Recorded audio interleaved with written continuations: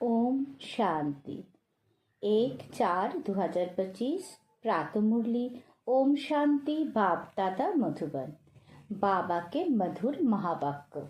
मीठे बच्चे, बाप नॉलेजफुल है, उन्हें जानी जननहर कहना ये उल्टी महिमा है। बाप आते ही है तुम्हें पतित से पावन बनाने। प्रश्न, बाप के साथ साथ सबसे अधिक महिमा और किसकी है और कैसे? उत्तर, पहला पॉइंट, बाप के साथ भारत की महिमा भी बहुत है। भारत ही अविनाशी खंड है, भारत ही स्वर्ग बनता है। बाप ने भारतवासियों को ही धनवान, सुखी और पवित्र बनाया है। दूसरा पॉइंट, गीता की भी अपरंपार महिमा है। सर्वशास्त्रमयी शिरोमणि गीता है। तीसरा पॉइंट, तुम चैतन्य ज्ञान गंगाओं की भी बहुत महिमा है। तुम डायरेक्ट ज्ञान सागर से निकले हो। ओम शांति। ओम शांति का अर्थ तो नए व पुराने बच्चों ने समझा है। तुम बच्चे जान गए हो, हम सब आत्माएं परमात्मा की संतान हैं। परमात्मा ऊंच ते ऊंच और बहुत प्यारे ते प्यारा सभी का माशूक है। बच्चों को ज्ञान और भक्ति का राज तो समझाया है। ज्ञान माना दिन, सत्ययुग त्रेता, भक्ति माना रात, द्वापर कलियुग। भारत की ही बात है। पहले पहले तुम भारतवासी आते हो। 84 का चक्र भी तुम भारतवासियों के लिए है। भारत ही अविनाशी खंड है। भारत खंड ही स्वर्ग बनता है और कोई खंड स्वर्ग नहीं बनता। बच्चों को समझाया गया है, नई दुनिया सत्ययुग में भारत ही होता है। भारत ही स्वर्ग कहलाता है। भारतवासी ही फिर 84 जन्म लेते हैं, नरकवासी बनते हैं, वही फिर स्वर्गवासी बनेंगे। इस समय सभी नरकवासी है, फिर भी और सभी खंड विनाश हो, बाकी भारत रहेगा। भारत खंड की महिमा अपरंपार है। भारत में ही बाप आकर तुमको राजयोग सिखलाते हैं। ये गीता का पुरुषोत्तम संगम युग है। भारत ही फिर पुरुषोत्तम बनने का है। अभी वो आदि सनातन देवी देवता धर्म भी नहीं है, राज्य भी नहीं है, तो वो युग भी नहीं है। तुम बच्चे जानते हो, वर्ल्ड ऑलमाइटी अथॉरिटी एक भगवान को ही कहा जाता है। भारतवासी ये बहुत भूल करते हैं जो कहते हैं वो अंतर्जामी है, सभी के अंदर को वो जानते हैं। बाप कहते हैं, मैं कोई के भी अंदर को नहीं जानता हूँ। मेरा तो काम ही है पतितों को पावन बनाना। बहुत कहते हैं, शिव बाबा आप तो अंतर्जामी हो। बाबा कहते हैं, मैं हूँ नहीं, मैं किसी के भी दिल को नहीं जानता हूँ। मैं तो सिर्फ आकर पतितों को पावन बनाता हूँ। मुझे बुलाते ही पतित दुनिया में है और मैं एक ही बार आता हूँ, जबकि पुरानी दुनिया को नया बनाना है। मनुष्य को ये पता नहीं है कि ये जो दुनिया है वो नई से पुरानी, पुराने से नई कब होती है। हर चीज नई से पुरानी सतो रजो तमो में जरूर आती है। मनुष्य भी ऐसे होते हैं। बालक सतो प्रधान है, फिर युवा होते हैं, फिर वृद्ध होते हैं, अर्थात रजो तमो में आते हैं। बुरा शरीर होता है तो वो छोड़कर फिर बच्चा बनेंगे। बच्चे जानते हैं नई दुनिया में भारत कितना ऊंच था। भारत की महिमा अपरंपार है। इतना खुशी, धनवान, पवित्र और कोई खंड है नहीं। फिर सतोप्रधान बनाने बाप आए हैं। सतोप्रधान दुनिया की स्थापना हो रही है। त्रिमूर्ति ब्रह्मा विष्णु शंकर को क्रिएट किसने किया? ऊंचते ऊंच तो शिव है। कहते हैं त्रिमूर्ति ब्रह्मा, अर्थ तो समझते नहीं। वास्तव में कहना चाहिए त्रिमूर्ति शिव, ना कि ब्रह्मा। अब गाते हैं देव देव महादेव, शंकर को ऊंच रखते हैं तो त्रिमूर्ति शंकर कहे ना, फिर त्रिमूर्ति ब्रह्मा क्यों कहते? शिव है रचयिता। गाते भी है परम पिता परमात्मा ब्रह्मा द्वारा स्थापना करते हैं ब्राह्मणों की। भक्ति मार्ग में नॉलेजफुल बाप को जानी जाननहार कह देते हैं। अब वो महिमा अर्थ सहित नहीं है। तुम बच्चे जानते हो बाप द्वारा हमें वर्षा मिलता है।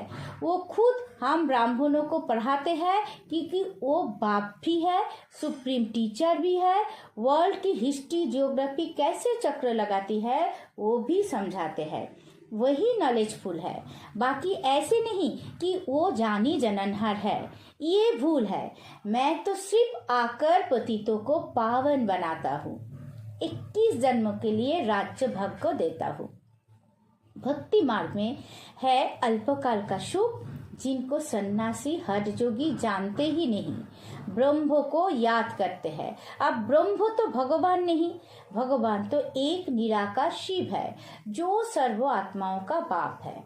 हम आत्माओं के रहने का स्थान ब्रह्मांड स्वीट होम है। वहां से हम आत्माएं यह पाठ बजाने आती है। आत्मा कहती है हम एक शरीर छोड़ दूसरा तीसरा लेती हूँ। 84 जन्मों भी भारतवासियों के ही है। जिन्होंने बहुत भक्ति की है वही फिर ज्ञान भी जास्ती उठाएंगे। बाप कहते हैं गृहस्थ व्यवहार में भल रहो, परंतु श्रीमत पर चलो। तुम सभी आत्माएं आशिक हो एक परमात्मा मासूक की। भक्ति मार्ग में लेकर तुम याद करते आए हो। आत्मा बाप को याद करती है, ये है ही दुख था। हम आत्माएं आसुर शांति धाम की निवासी है। पीछे आए सुख धाम में, फिर हमने 84 जन्म लिए। हम सो हम का अर्थ भी समझाया है। वो तो कह देते आत्मा सो परमात्मा, परमात्मा सो आत्मा। अब बाप ने समझाया है हम सो देवता क्षत्रिय वैश्य सो शूद्र। अभी हम सो ब्राह्मण बने हैं सो देवता बनने के लिए। ये है यथार्थ अर्थ, वो है बिल्कुल रंग। सत्ययुग में एक देवी देवता धर्म अद्वैत धर्म था। पीछे और धर्म हुए हैं तो दैत्य हुआ है। दाफर से आसुरी रावण राज्य शुरू हो जाता है। सत्ययुग में रावण राज्य ही नहीं तो 5 विकार भी नहीं हो सकते। वो है ही संपूर्ण निर्विकारी। अभी तुम हो गॉडली स्टूडेंट, तो ये टीचर भी हुआ, फादर भी हुआ। फिर तुम बच्चों को सद्गति दे स्वर्गों में ले जाते हैं तो बाप टीचर गुरु तीनों ही हो गया। उनके तुम बच्चे बने हो तो तुमको कितनी खुशी होनी चाहिए।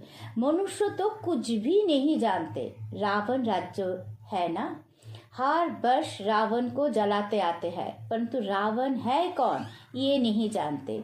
तुम बच्चे जानते हो ये रावण भारत का सबसे बड़ा दुश्मन है। ये नॉलेज तुम बच्चों को ही नॉलेजफुल बाप से मिलती है। वो बाप भी ज्ञान का सागर, आनंद का सागर है। ज्ञान सागर से तुम बादल भरकर फिर जाए वर्षा बरसाते हो। ज्ञान गंगाएं तुम हो, तुम्हारी ही महिमा है। बाप कहते हैं मैं तुमको अभी पावन बनाने आया हूँ। ये एक जन्म पवित्र बनो, मुझे याद करो तो तुम तमो प्रधान से सतो प्रधान बन जाएंगे। मैं ही पतित पावन हूँ। जितना हो सके याद को बढ़ाओ। मुखों से शिव बाबा कहना भी नहीं है। जैसे आशिक मासूक को याद करते हैं, एक बार देखा बस, फिर बुद्धि में उनकी ही याद रहेगी। भक्ति मार्ग में जो जिस देवता को याद करते पूजा करते उसका साक्षात्कार हो जाता है। वो है अल्पकाल के लिए। भक्ति करते नीचे उतरते आए हैं, अब तो मौत सामने खड़ा है। हाय हाय के बाद फिर जय जयकार होनी है। भारत में ही रक्त की नदी बहती है। सिविल वार के असर भी दिखाई दे रहे हैं। तमो प्रधान बन गए हैं, अब तुम सतो प्रधान बन रहे हो। जो कल पहले देवता बने हैं वही आकर बाप से बरसा लेंगे। कम भक्ति की होगी तो ज्ञान थोड़ा उठाएंगे, फिर प्रजा में भी नंबरवार पद पाएंगे। अच्छे पुरुषार्थी श्रीमत पर चल अच्छा पद पाएंगे। मैनर्स भी अच्छे चाहिए। देवी गुण भी धारण करने हैं, वो फिर 21 जन्म चलेंगे। अभी है सबके आसुरी गुण। आसुरी दुनिया पतित दुनिया है ना। तुम बच्चों को वर्ल्ड की हिस्ट्री ज्योग्राफी भी समझाई गई है। इस समय बाप कहते हैं याद करने की मेहनत करो तो तुम सच्चा सोना बन जाएंगे। सत्ययुग है गोल्डन एज। सच्चा सोना फिर त्रेता में चांदी की एलॉय पड़ती है। कला कम होती जाती है। अभी तो कोई कला नहीं है। जब ऐसी हालत हो जाती है तब बाप आते हैं। ये भी ड्रामा में नूद है। इस रावण राज्य में सभी बेसमझ बन गए हैं, जो बेहद ड्रामा के पार्टदारी होकर भी ड्रामा के आदि मध्य अंत को नहीं जानते हैं। तुम एक्टर्स हो ना, तुम जानते हो हम यहाँ पार्ट बजाने आए हैं, परंतु पार्टधारी होकर जानते नहीं तो बेहद का बाप कहेंगे ना कि तुम कितने बेसमझ बन गए हो। अब मैं तुम्हें समझदार हीरे जैसा बनाता हूँ, फिर रावण कोरी जैसा बना देता है। मैं ही आकर सबको साथ ले जाता हूँ, फिर ये पति दुनिया भी विनाश होती है। मच्छरों सदृश सबको ले जाता हूँ। तुम्हारी एम ऑब्जेक्ट सामने खड़ी है। ऐसा तुमको बनना है, तब तो तुम स्वर्गवासी बनेंगे। तुम ब्रह्मा कुमार कुमारियां ये पुरुषार्थ कर रहे हो। मनुष्यों की बुद्धि तमोप्रधान है तो समझते नहीं।